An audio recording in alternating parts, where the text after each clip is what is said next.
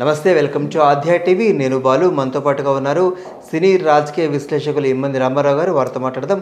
Sir నమస్తే.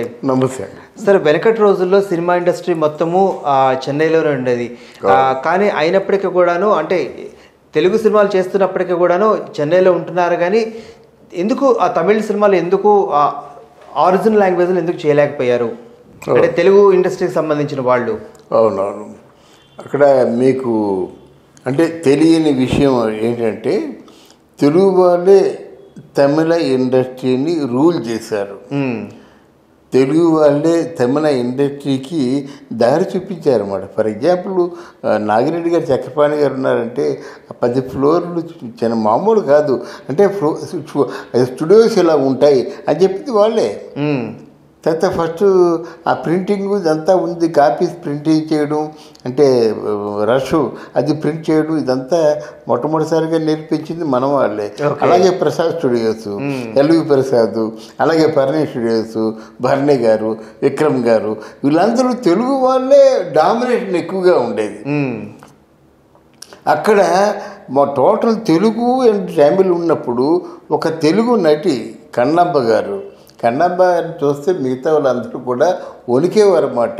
MG Ramachandran కానీ, శివాజీ గణేష్ని కానీ. ఆవిడ ముఖ్యంగా డైలాగ్ చెప్పే విధానం కానీ, ఆ పద్యం పాడే విధానం కానీ, తర్వాత కన్నగి అనేటువంటి ఒక క్యారెక్టర్ని చేసింది ఆవిడ. అప్పటికి తమిళనాడులో ఆర్టిస్టులు ఎవరండి, ఆవిడ చేసే ఆ డైలాగ్ శబ్దం చేస్తుంది అన్నమాట. ఎవరు ఆ రాజు ముందు శపథం చేస్తుంది, మీ రాజ్యం పతనం అయిపోతుందని చెప్పేసి ఈ కడియం తీసి శపథం చేసి అదే కడియాన్ని మెరీనా బీచ్లో విగ్రహం పెట్టారు. అది కన్నాంబ గారి తాలూకు పోస్టర్ అది.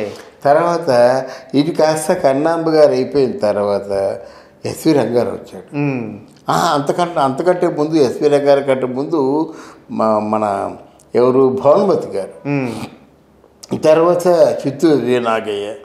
చిత్తూరు వి నాగయ్య, భానుమతి వచ్చిన తర్వాత కూడా వాళ్ళిద్దరూ కూడా, భానుమతి మొట్టమొదటిసారిగా తమిళ్లో పాటలు పాడి హీరోయిన్గా చేసి తర్వాత డైరెక్షన్ కూడా చేసింది అన్నమాట.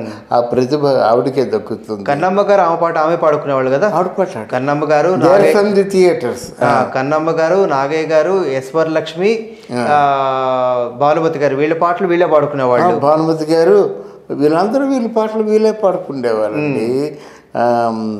తర్వాత వచ్చింది చిత్తూరు వి నాగయ్య, భానుమతి. తర్వాత ఇండస్ట్రీని రూల్ చేసింది ఎవరయ్యా అంటే ఎస్వి రంగారావు. తమిళనాడులో ఎస్వి రంగారావు యాక్ట్ చేస్తుంటే అందుకే మా శివాజీ గణేష్ను ఇట్లాంటి వాళ్ళందరూ అప్ప అనే పిలిచేవారు ఎస్వి రంగారావు గారిని. అలాగే ఎంజి రామచంద్రన్ కూడా అప్పనే పిలిచేవాడు అన్నమాట. ఇదంతా మీరు అడిగితే నేను చెప్తుంటే ఎంతో మధురంగా ఉందన్నమాట. తర్వాత తెలుగు వాళ్ళు ఎక్కువ డామినేషన్ చేశారండి. ముఖ్యంగా సావిత్రం ఎన్టీ రామారావు గారు ఇండివిజువల్గా సినిమాల్లో చేసేవారు. నాగేశ్వరరావు గారు తమిళ్ బాగా మాట్లాడతాడు, తమిళ్లో స్ట్రైట్ సినిమాలు చాలా చేశాడు. మనకి తెలియకపోవడం వల్ల లేకపోతే ప్రాచుర్యం రాలేదు. అది తమిళ్లో స్ట్రైట్ సినిమాలు చాలా చేశారన్నమాట.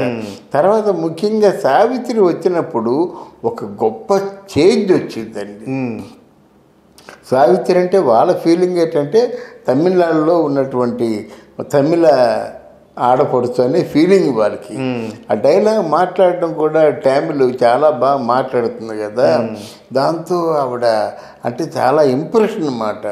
తర్వాత 3వ సినిమా 4వ సినిమా దేవదాస్తోనే మహానటి అయిపోయింది ఆవిడ. ముఖ్యంగా ఆ దేవదాస్ చూసిన తర్వాత మరి ఎవరికి మాటలు రాలేదు అన్నమాట. తమిళ్లో కూడా అదే దేవదాస్ కదా, ఈందే దేవదాస్ కదా. అందువల్ల అప్పటికి తెలుగులో వచ్చిన దేవదాసు, అంతకుముందు మన సైగల్ చేసిన దేవదాస్కి, దిలీప్ కుమార్ చేసిన దేవదాస్కి వీటి భిన్నంగా ఉండి చాలా హై స్టాండర్డ్స్తో ఉండడం వల్ల ఎక్కడ లేని పేరు సావిత్రికి వచ్చేసింది. అలాగే వాహిని తాలూకు మాయాబజార్ సినిమాలో సావిత్రి గారికి వచ్చిన పేరు బైక్ ఒకటి వచ్చేది కాదన్నమాట. అందుకే సావిత్రి గారికి రెమ్యూనరేషను బస్తాల్లో పంపించేవాళ్ళు, ఓకే, 2 బస్తాల్లో పంపించేవారు అన్నమాట. బట్ తెలుగు తమిళ ఇండస్ట్రీని ఏకఛత్రాధిపత్యంగా ఏలినటువంటి మహానటి ఎవరైనా ఉన్నారంటే మహానటి సావిత్రి అండి. అంటే ఎందుకు చెప్తున్నా అంటే తెలుగు వాళ్ళని రూల్ చేశారు. తెలుగు వాళ్ళు ఉన్నంతసేపు వాళ్ళకి జానకి తనే డైలాగ్ మాట్లాడుతుంది.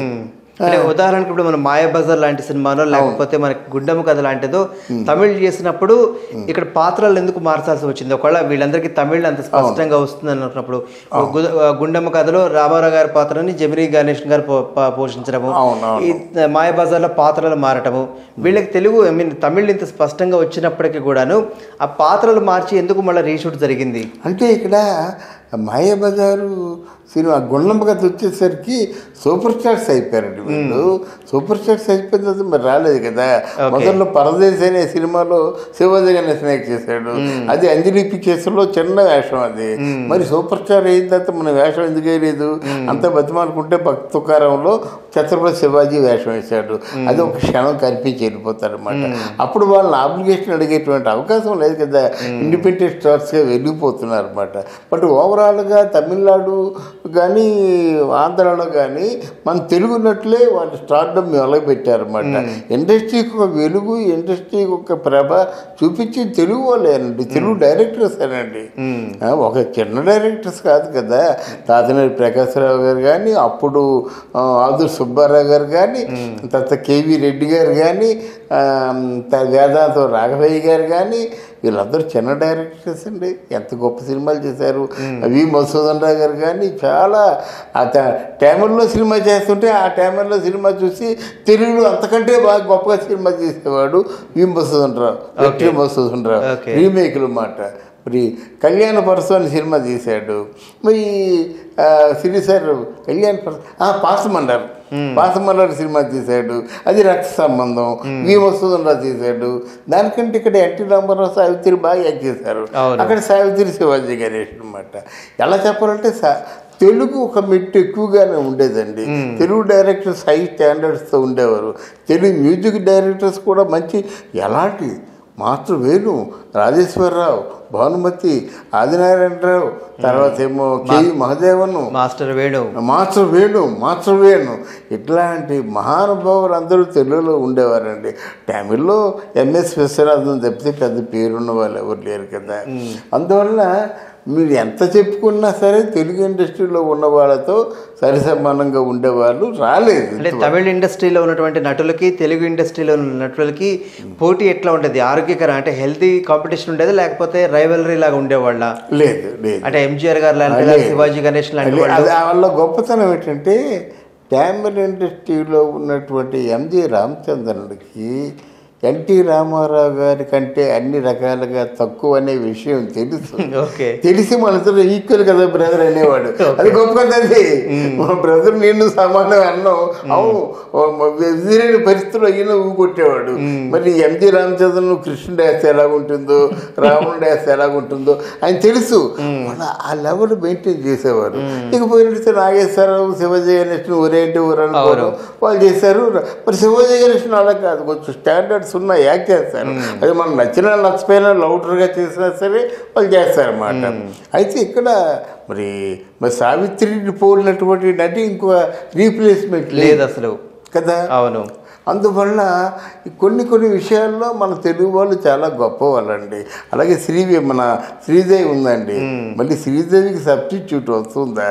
సూర్యకాంతానికి సబ్స్టిట్యూట్ వస్తారా? సూర్యకాంతానికి సబ్స్టిట్యూట్ వస్తారా? ఛాయాదేవి సబ్స్టిట్యూట్ ఉంటుందా? ఎవరండి వీళ్ళందరూ? ఆణిముచ్చాలండి. మంచి చల్లటి వేళలో చాలా మంది చక్కని నటీమణుల్ని, ఈవెన్ రవణారెడ్డి ఎంతమంది ఆర్టిస్ట్ అండి, టైమింగ్ ఉన్న ఆర్టిస్ట్. మంచి టైమింగ్ కాదు, ఆ నెల్లూరు యాసను పెట్టుకొని ఏ సినిమాలో కూడా యాస మానకుండాను ఎంత లైఫ్ ఇచ్చేవాడు, ఎంత మధురంగా చేసేవారండి. సో తెలుగు నటులు మాత్రం వాళ్ళు నటించేవాళ్ళు కాదు, పాత్రల్లో పరకాయ ప్రవేశం చేసేవాళ్ళు. సో దే గ్రేట్ అండి. థ్యాంక్ యూ అండి. Thank you very much.